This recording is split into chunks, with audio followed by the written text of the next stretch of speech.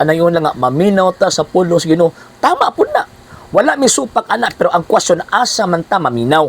Romans chapter 10 verse 14 to 15 ingon pang San Pablo, unsa mo tong pagdawat sa pagtuo kung walay magwali, ug unsa man pagwali kung walay pinadala. Ang question ana to, gipadala ba ka mo? Wala question kung gipadala ba mo. Ani imposible na kami gipadala pod, gano man kay boto lang man mo after 16th century. Musugot mo sa dili mo na gisulti sa kasaysayan. Nga kanang inyong pundok walay kalabutan ni Ginoong Jesucristo. Kung wala mo'y kalabutan ni Ginoong Jesucristo, wa mo'y katungod nga magwali.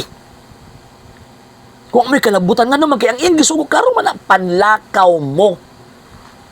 Panlakaw ka mo sa tanang katawas tibok kalibutan ka ng word nga kamo na agipuntingan nga mga responsabling mga tao nga maoy musulti magwali mahitungod sa iyang pulong. Dili tanan iyang gisugo.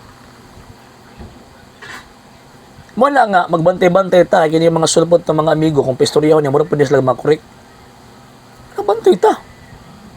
Di ba? Muna magbantay ta. Kung di ta magbantay, kining mo mga tawa na sumala pa ni San Pedro, sa 2 Peter chapter 3, verse 15 to 16, kining mo mga tawa na mo, magbit-bit ka nato ngadto sa kalaglagan.